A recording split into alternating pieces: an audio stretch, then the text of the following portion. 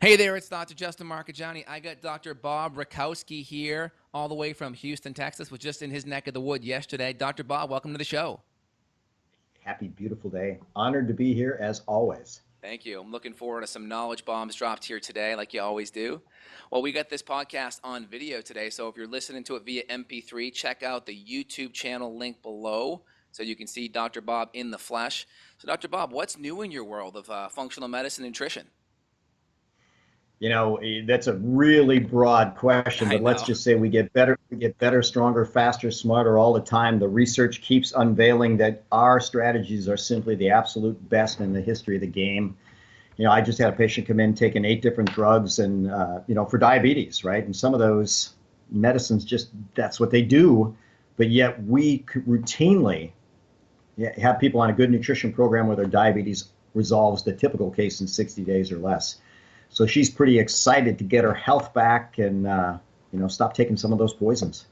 It's really crazy because in the world of conventional medicine, you have diabetes is basically a sugar intolerance, right? Too much carbohydrate, too much sugar, insulin receptor issues, metabolic derangement. But nowhere else in medicine, if you have a peanut intolerance or a lactose intolerance, the typical treatment is you avoid the lactose, you avoid the peanuts. But only in conventional medicine is it no, no, no. Keep taking what you're intolerant to, and let's give you drugs that shut down absorption of glucose. Let's give you drugs like glucophage that shut down gluconeogenesis, or let's just give you insulin, short acting and long acting, so we can just jam that blood into the cell.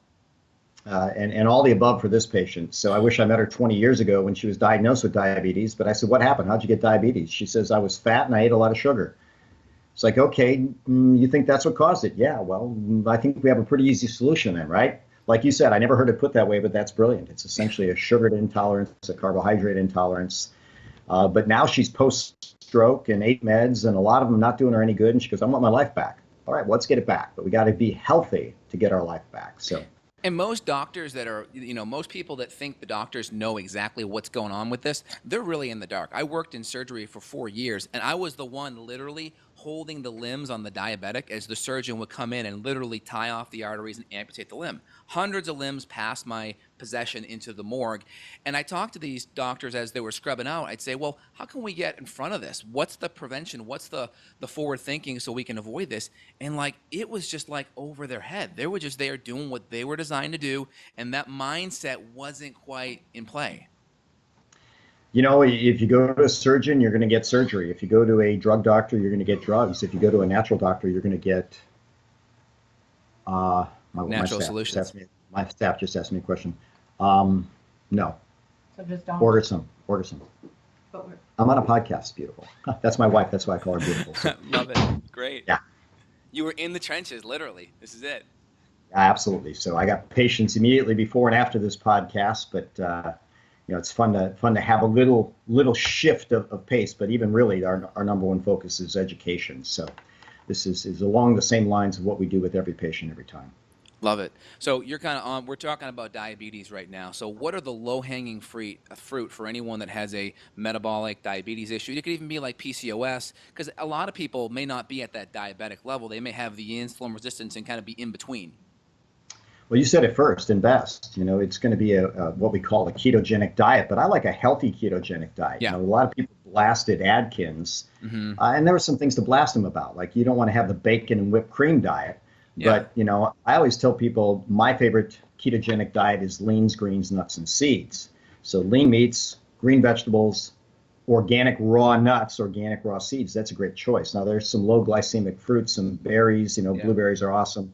But as a general rule, we're going to do leans, greens, nuts, and seeds. We're going to exercise. Those are the things that are going to get us there.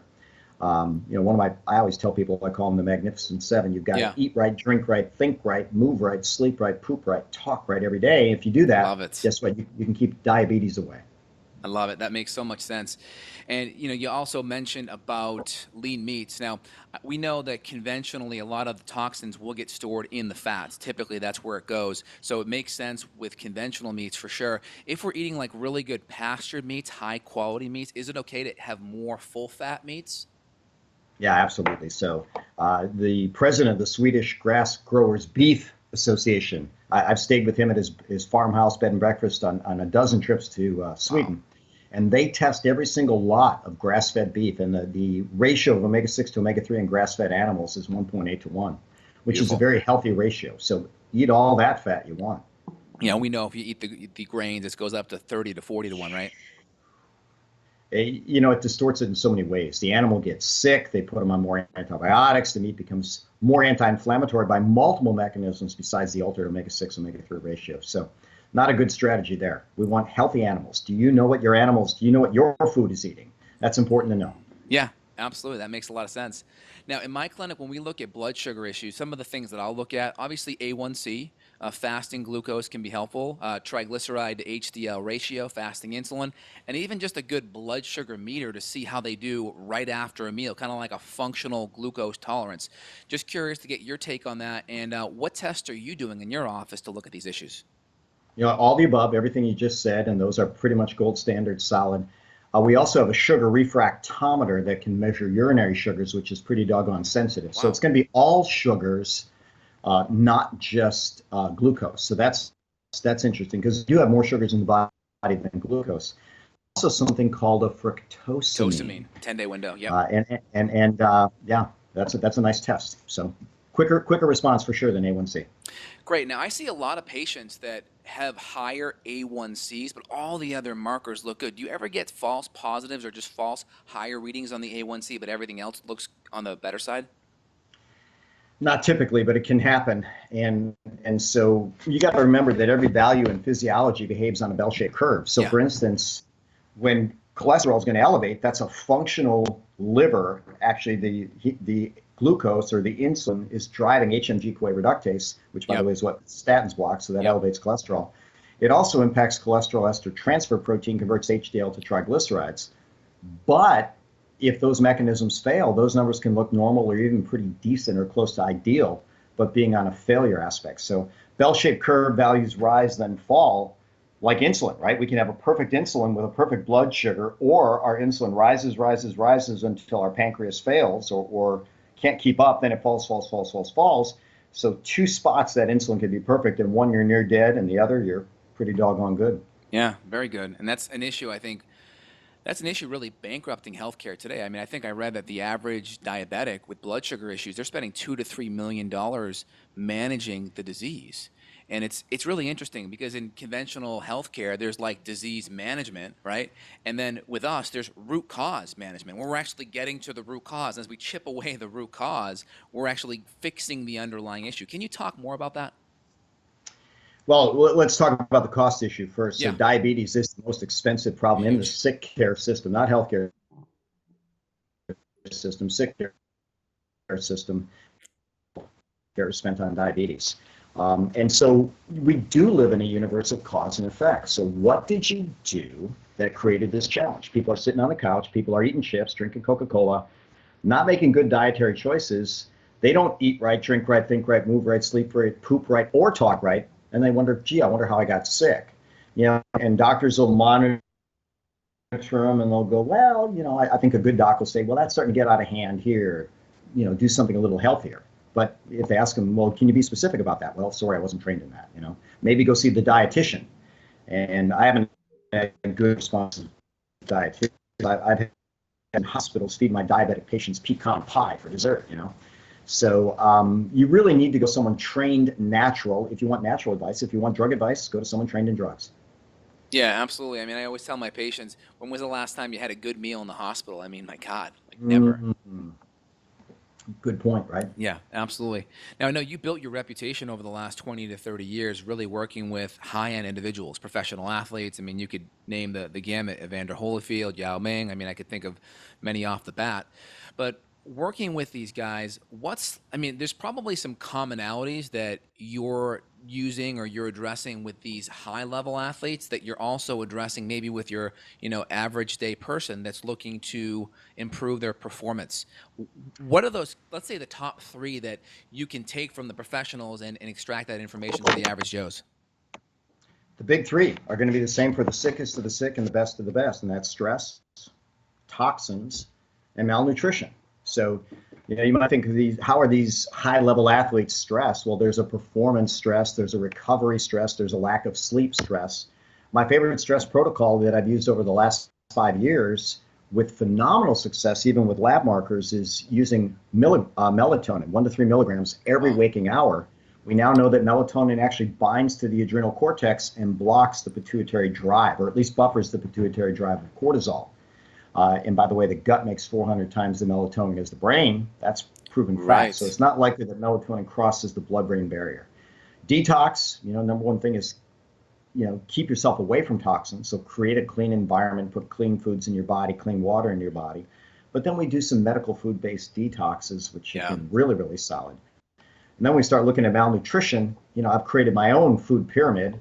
They have the plate out there now, which is no good at all based on how they have it. But baseline of the food pyramid is, guess what, can be food and whole, natural, clean, healthy foods. Then we're going to have superfoods, and there's a number of those with super nutrient density. Then I actually have medical foods, functional foods. And then to top that off, we're going to have a multivitamin, omega-3s, probiotics, and vitamin D. By the time you cover those bases, and by the way, sicker people are going to need a lot more of each of those things, but you're going to help the best of the best and people that are fighting for their life. It's really interesting that some of the foundational information that we review every day with our average patients, these are some of the things that the professional athletes aren't even doing themselves. I remember a talk that Paul Chek gave maybe a decade ago, and he talked about being in the New York Giants weight room, and there was like Doritos and all this crap everywhere. And for some reason, they had to do it because of the sponsorships. I just couldn't believe it. And I recall, I'm a big fan, I'm from Boston area, so big fan of Tom Brady. I know they beat your Texans last month, so there may be a little hard feelings there. They But beat everybody last. they beat everyone, yeah. So, but Brady is the functional medicine guru, right? I mean, he's on record saying in 2008 when he had his ACL injury that he actually got better from that he avoided the standard of care rehab-wise. He saw people like yourself, got the nutrition dialed in. I mean, basically eats a alkaline paleo diet, 20% meat, lots of veggies, avoid nightshades, 10 hours of sleep a night, all the high-quality supplements. And this guy's getting better 40 years into it, or age 40 into it. What's your take? Because I think most athletes aren't even doing these things, and some are, and you're seeing the ones that are thriving.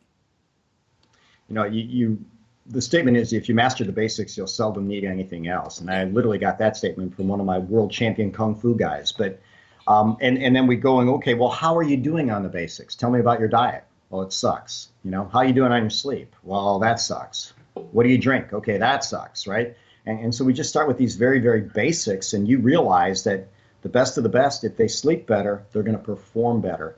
Quick study with the U.S. military, they found out that when the military got less than 6 hours of sleep for 6 straight nights, they functioned on the level as if they were legally drunk.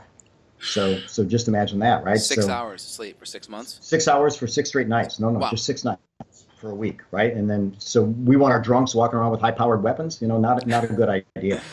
And so your cognition drops, your coordination drops, your reaction time drops, all those things drop. So when you start explaining that to the athletes, and Stanford did an interesting study, they just had their tennis team stay in bed an extra 2 hours a day, 10 hours a day, and within 2 weeks' time, they had 17% improved performance on first serve. So sleep is big, Wow. and our athletes, they're blessed in so many ways, but yet they're still misinformed like our general population. Oh, absolutely, especially the fact they're putting wear and tear on their body, so they're breaking down their ligaments, their tendons, their joint, their tissues. And, old expression, I can't remember who said it first, but you can't make chicken salad out of chicken shit. So if you're There you having go. the poor quality nutrition coming in, the tendons, all those raw material and building blocks get downgraded each time, and then eventually that means more time on the DL, and you lose a step, and then you're out of the league, right? That's exactly right. I look at Emmitt Smith, and he was one of my favorite running backs, and some people my age will remember him as well. But, he lost one step. He went from the best in the game to barely in the game. He lost 2 steps, and he was out of the game. But how long can you keep that well? Like you said, Tom is a great example. But there was a pitcher way back when named Satchel Paige. Yeah. And I don't really remember how old he was when he was pitching, but he seemed to be absolutely timeless. Gordie Howe, the hockey player, played, I believe, professional hockey in 6 different decades. Wow. I mean, how in the world do you do that? Well, one, back then, there was certainly a lot better food quality. Yeah. So pretty remarkable stuff. But in today's environment, good luck getting good quality food. It's just harder and harder because our animals are malnourished and toxic. So we need to supplement. Across the board, we need to supplement. Love it. Totally makes sense. I mean, I remember Julio Franco, the old he was a outfielder, I think, for the Cleveland Indians, but he played into his mid 40s. Even Nolan Ryan from the Texas Rangers. I mean, he played into his mid 40s. Julio Franco, I remember reading articles of him. He'd have pre-made organic food brought to the ballpark, and everyone would look at him eating his own food, and they're like, looking at him like he's crazy. But the guy played 26 years in major leagues. Yeah. Well, you look at my athletes that have had longevity, they all got early on that nutrition was important. Yeah, I love it. And then what are the muscle? I mean, maybe this is going to be individual. I know it is, but are there typical muscle imbalances where certain muscles aren't turned on appropriately that you're seeing across the board in some of these athletes? Well, let's just go in the general population. Yeah. If you look at what you and I are doing right now, sitting, and in physiology, there's something called specific adaptation to imposed demand. So if we sit better, longer, we get better at sitting. So our Yeah. it starts pulling our lumbar spine into a greater lordosis. Our thoracic spine compensates. We get a forward head posture. Most of us have our shoulders drawn up rather than down and back like they should be, and, Yeah. and there's a number of imbalances.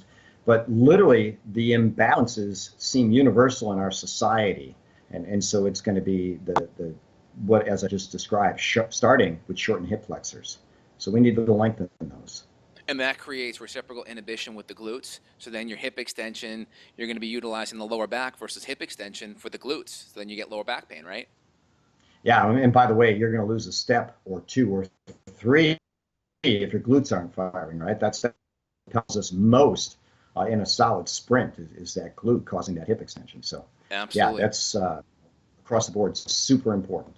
One of my biggest two investments that I made the last 2 years is I got a stand desk that can go up and down, and I also got a walking treadmill that can slide under the desk. So when I see patients virtually, like we're talking on Skype now, I literally walk 12 miles a day, 60 miles a week while seeing patients.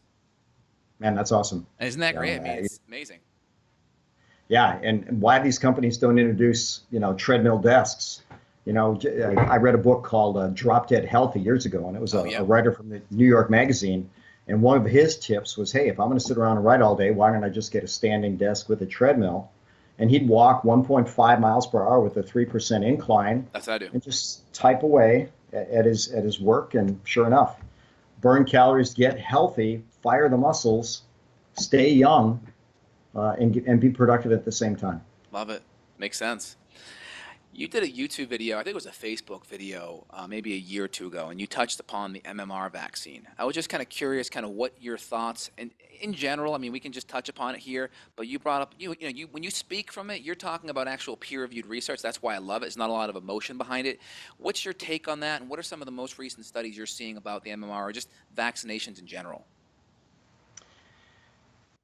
Well, luckily, the conversation's coming into the light. Yeah. And when you look at the data right out of the CDC, you'll find out the death rate from infectious disease dropped 91% Yep. from basically 1900 to 1964 when they starting the mass vaccinations, and it hasn't gone down even a bit.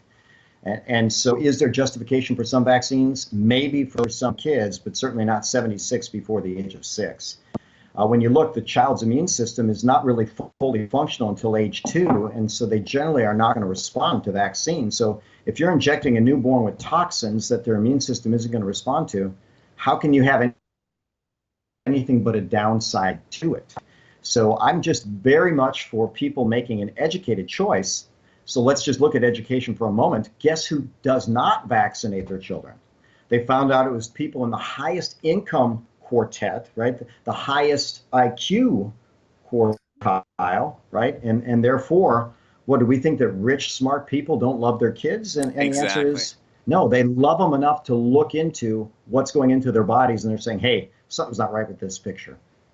Yeah, I totally agree. And if you look at the World Health Organization infant mortality rate, we're about number 40, just behind Cuba.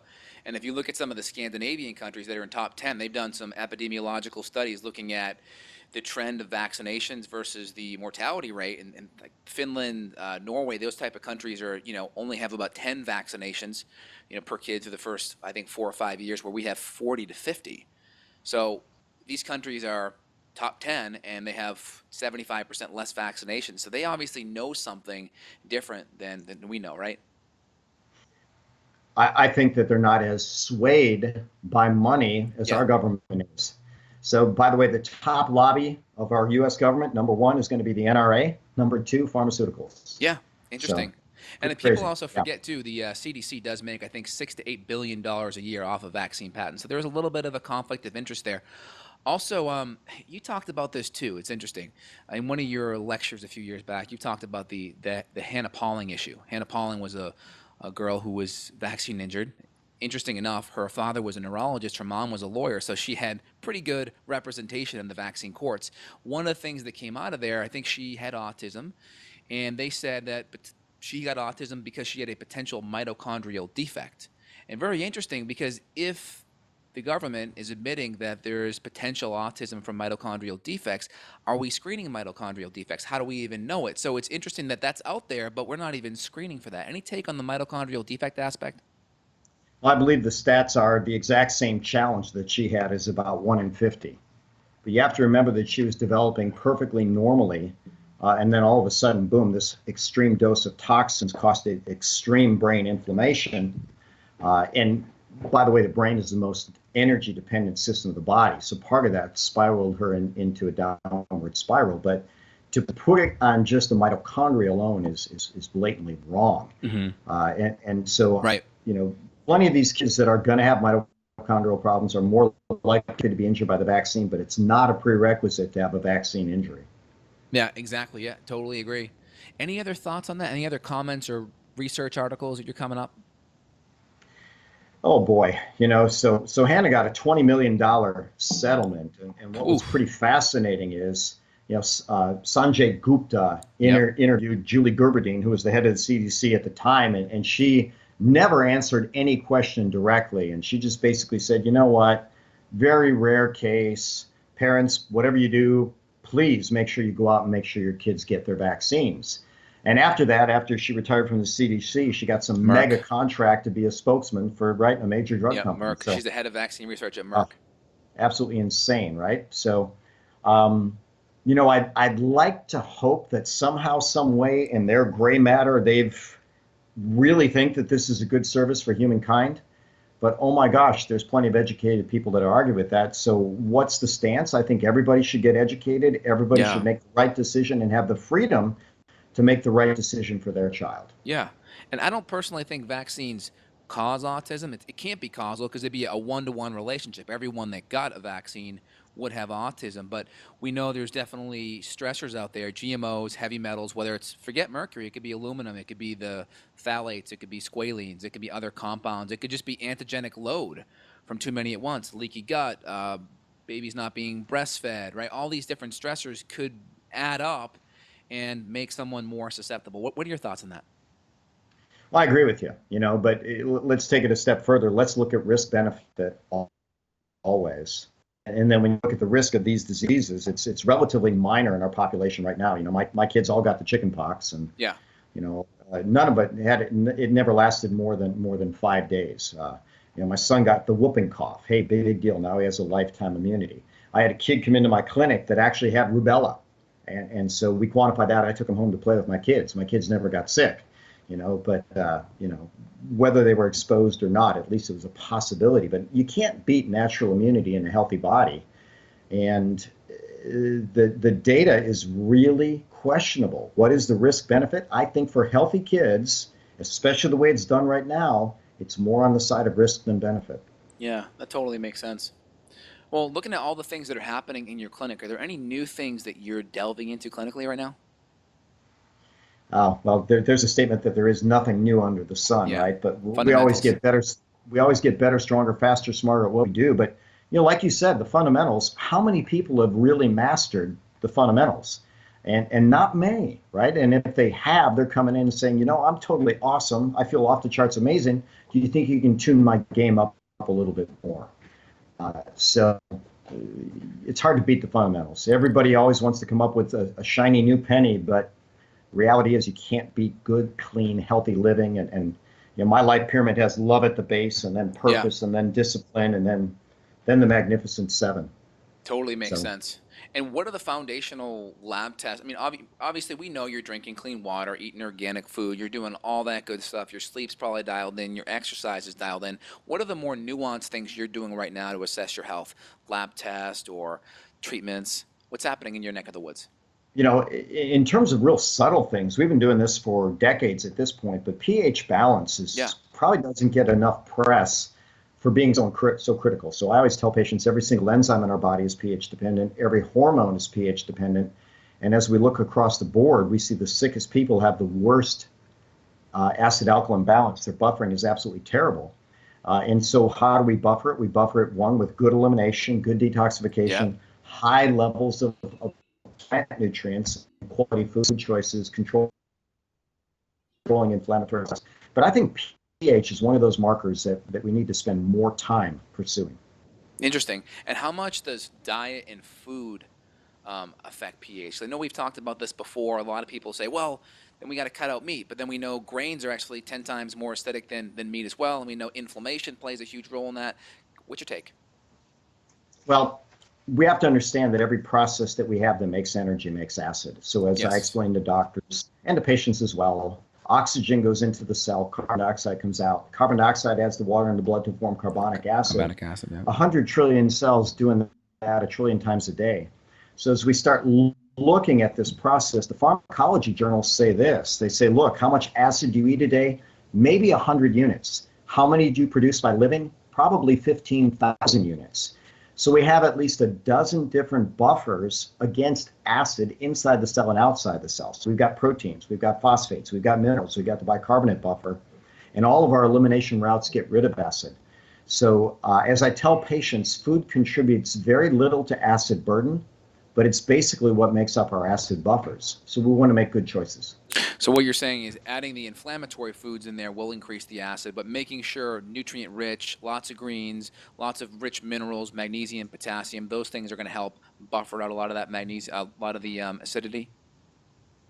Well said. Yeah, that's exactly right. What other lifestyle things are creating more of an acid environment? Stress. Yeah, so just You emotional know, stress, physical stress. I Yeah, mean, oh, sure. All the above. When you're running on a fight or flight mode, understand that the first organ that's affected is the liver. The second organ that's affected is the kidney. The third organ that's affected is actually the brain. Higher level cognition drops. And so we might not necessarily be in a fight or flight circumstance, but if we're sitting under light of a blue spectrum, or I've got a nice screen in front of my computer, and I also nice. have a blue blocker app, right? Yeah, That is actually blocking the blue light. But if I'm being bombarded with blue light, my melatonin's suppressed, my cortisol's high, I basically am not controlling my stress hormones. I'm inflamed and I'm in trouble. So simple strategies like that. Modern life creates modern challenges, and we're just beginning to see, wow, okay, maybe some of this stuff has a real downside to it, and we need to deal with it. got it. So a lot of people may justify like a vegetarian, vegan diet because of that acid alkaline theory. So you're not looking at a pH chart of food and only choosing foods that are 7 or above. You're okay choosing some foods on the acidic side, like high quality, clean, lean, full fat meats that are good quality, etc.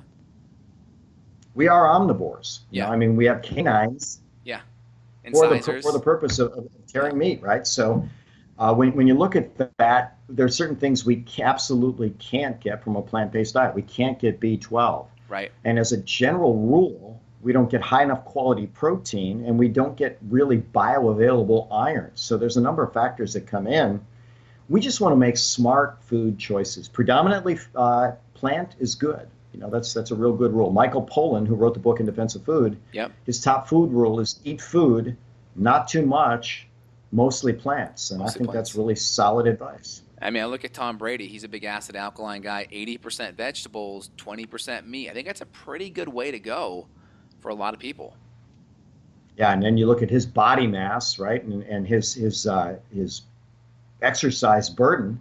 If that's good enough to keep him in shape, why wouldn't it be good enough for the rest of us? Absolutely.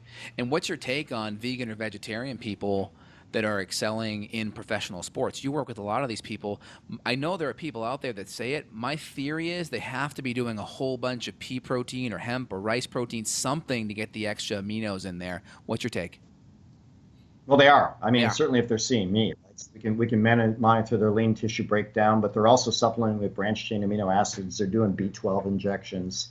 So, there's a way, but it takes a lot of effort and a lot of supplementation on a vegetarian-based diet. Yeah, plus you don't get the real rich sulfur amino acids as well that run those glutathione detox pathways too.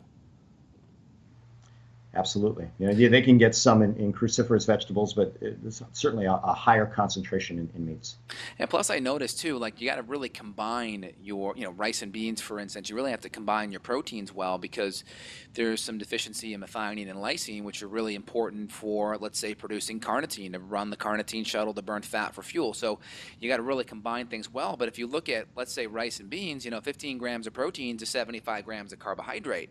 For people that are maybe insulin resistant, that may be a little bit too high on the carb side. I'm with you on that. We all need to find a diet that works, and we need to find a diet that makes sense. And for the most part, to me, a vegetarian diet doesn't make sense for too many people. Got it. Yeah, that makes sense. So just looking at kind of like your pre and post workout, setups with your professional athletes, what does that look like? So you get them ready for their workout. Are they doing a shake before? Are they doing something during? What are they doing afterwards to recover? And what are you recommending supplement-wise pre and post? The harder they train, the more they need. And there is a before, during, and after that's required. So there's plenty of data. Just depends on what kind of training. But branched chain amino acids help to maintain the lean mass, the electrolytes, the fluids, they need all that. If they're going to eat a meal, a meal is going to take a lot more time to digest than a shake.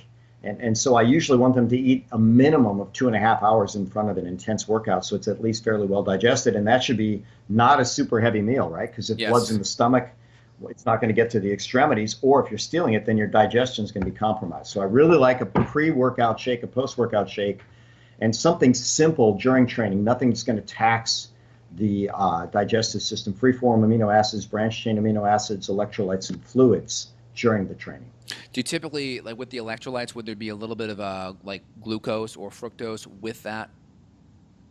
I do. I do some fructose. Now, when we're looking at these athletes that need fluid replacement, electrolyte replacement, they're training plenty hard.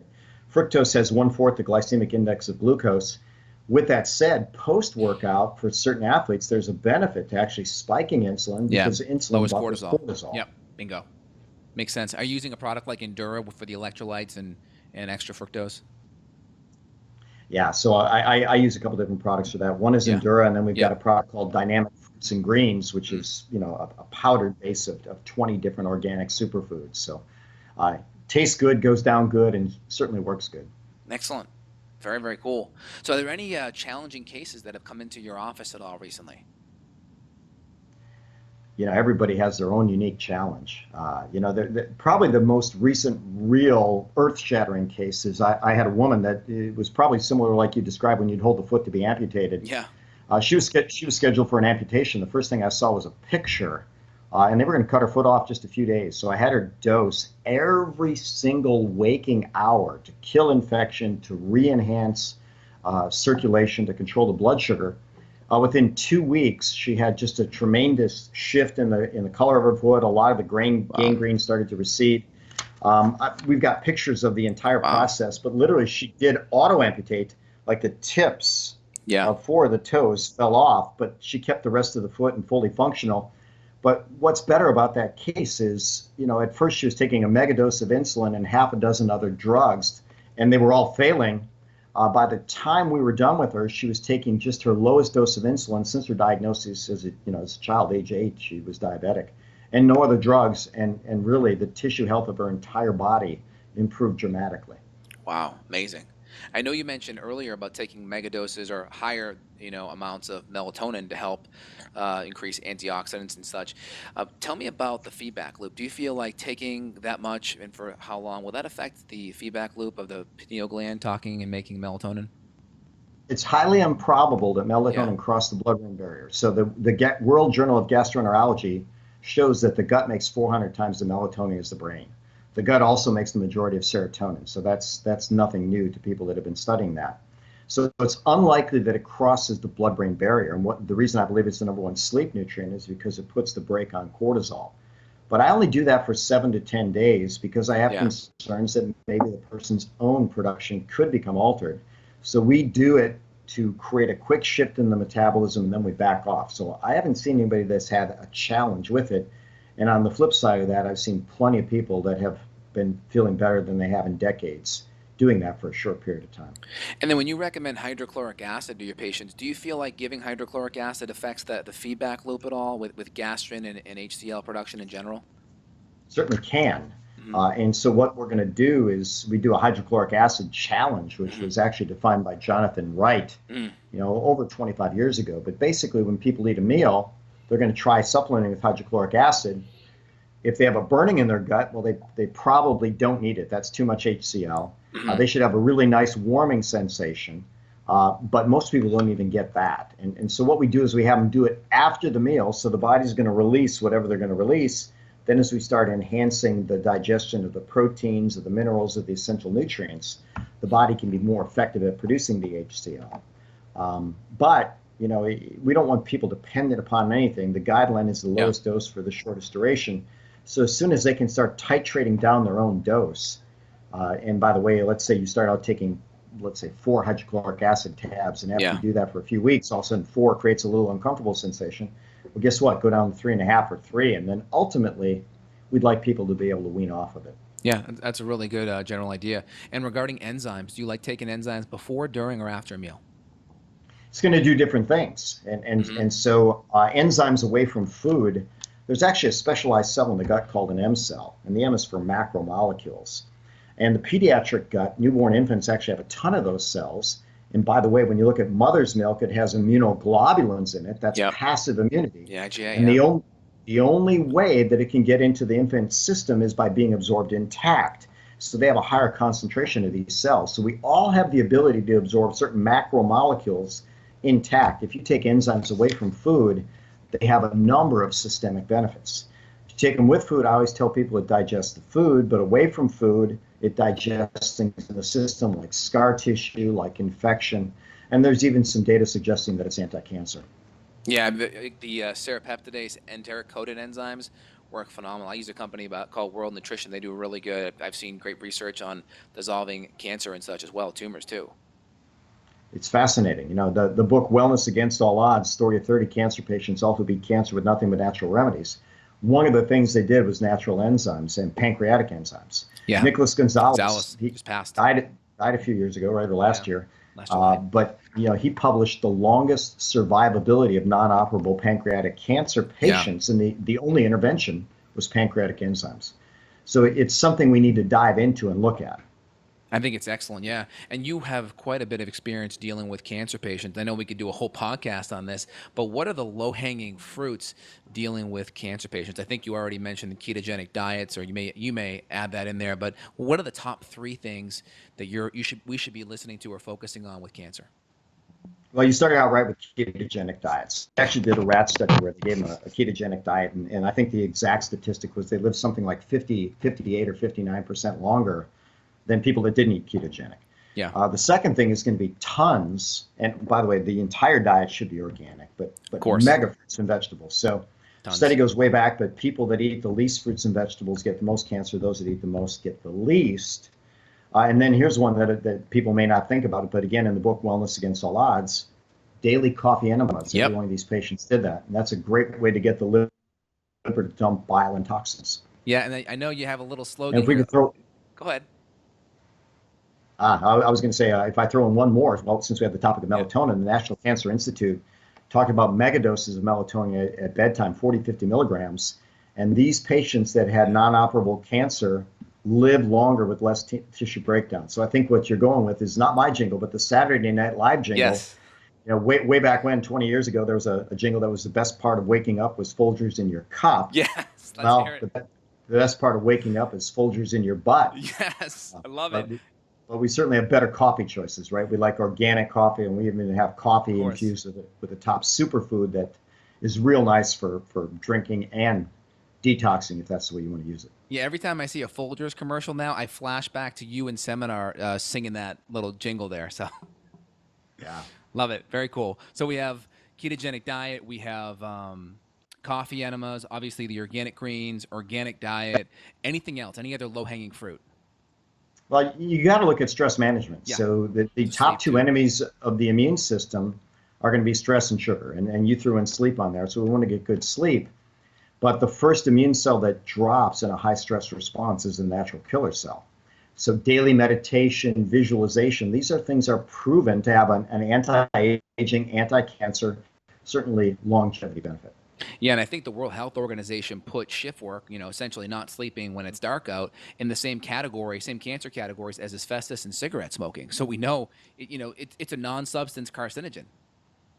I really don't know why it's even legal to still do that. I Right. understand some people need to work the night shift, but work the night shift. The idea of shifting your clock so frequently is just harsh. And you're right, the data is overwhelming. Nobody should do it. It's toxic on every level to the body.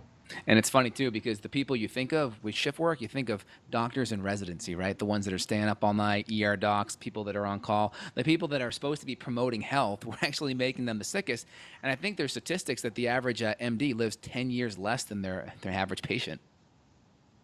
Years ago, there was a special on TV. You could probably still find it on YouTube called Physician Impaired.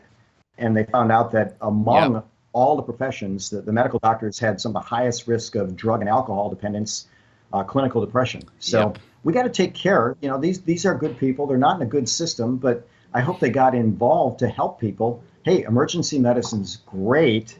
If you need medicine, medicine's great. But listen, we don't need to be drugging every man, woman, and child for every made up malady on planet Earth. It's just crazy. Absolutely. Absolutely. I had a conversation with a pediatric oncologist over the weekend, and we were talking about ketogenic diets and we were talking about sugar. And one of the most interesting things is oncology, there's very little nutrition given about cancer. I mean, I've had many patients seeing their oncologist said, nope, diet has no implication in it. And they'll even say, well, don't take your antioxidants, don't take your vitamin C, don't take your curcumin and turmeric while we're doing treatment. So that always is very irritating. But the testing they use to look at cancer, the PET scan, right? Positron emission tomography, what that test is, it's basically giving someone some radioactive glucose and seeing where that glucose goes because the cancer cells are soaking it up. So we know that we're using these tests in conventional medicine to see where the tumor's going. So essentially, we're feeding it during the test so we can get a radiograph picture, but we're not even telling people to not eat the foods that's feeding the cancer in the PET scan to begin with.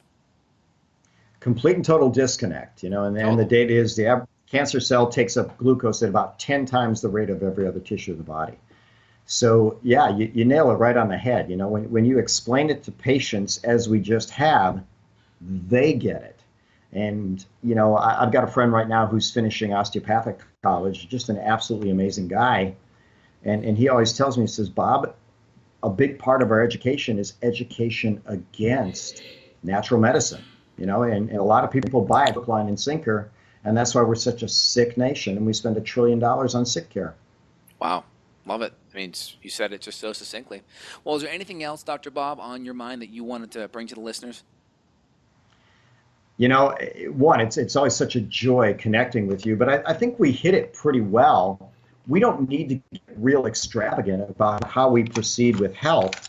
The basis of health is love. Do what you love what you do, Yep. love yourself, zealously inspect everything you put in your body, have a purpose. And in our environment, we need to have discipline. So I've read 6 books by Navy SEALs in the last year and listened to Wow. a podcast by a Navy SEAL, but he has a statement. He says, discipline is freedom, you know? And so one of my mentors said, we all must suffer one of two pains, the pain of discipline or the pain of regret and disappointment.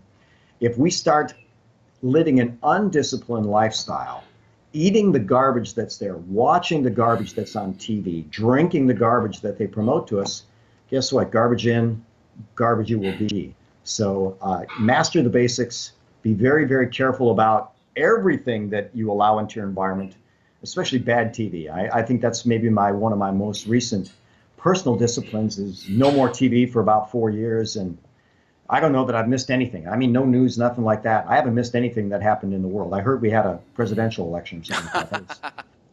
But I mean, seriously, right? But how many of us really need to be immersed in the bad news every single day, right? It's just crazy. Totally makes sense. And it's great that you're a physician that really embodies health. You're practicing and promoting all of it. You're telling to your patients yourself so you can be a shining example of that.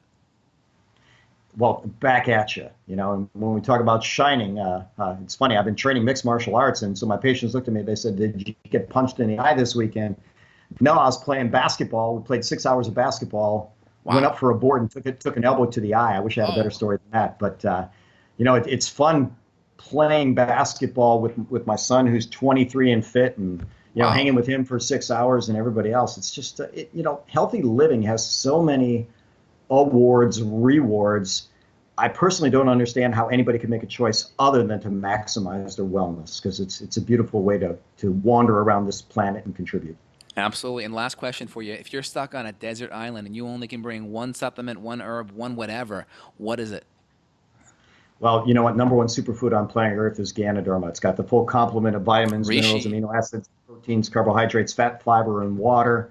And so it's Reishi considered the mushroom. closest thing to nutrition perfection. So that's what I'm going with. But let me go with my Navy SEAL buddy. They said, hey, if they dropped you off anywhere in the world and you could only have two things with you, whatever weapon, whatever would you take? He says, I only need two things.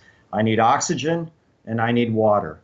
And he says, in the SEALs, they go without oxygen. They realize they need it. They go without water. They realize they need it. And you know what? Guys like us, we can fend for ourselves. Just give us some air so that our brain can work, and give us some water that we can function for about 5 days. 5 days anywhere, we're going to be okay. We have enough savvy to find what we need to survive and make the world better. That's excellent. And again, anyone listening, thedrbob.com, THEDRBOB.com. Dr. Bob lectures to health professionals, physicians, nutritionists, nurses, and he also has some excellent coffee at your website too. I know you're really big into the reishi-based coffee that you mentioned as well. So feel free to check out Dr. Bob. I think you're also available for appointments worldwide as well Yeah, in the you Houston got to area. love this technology, right? So I do Skype on occasion halfway around the world. We have to get our timing just right. I always prefer treating patients face to face. This kind of face to face is okay, but I'd rather see them in person. But guess what? We've had some pretty good successes across the planet, just with a different eye looking at the data that they have. Awesome, Dr. Bob. Thank you so much for what you do. I appreciate you always. Enjoy making the world better. Thank you.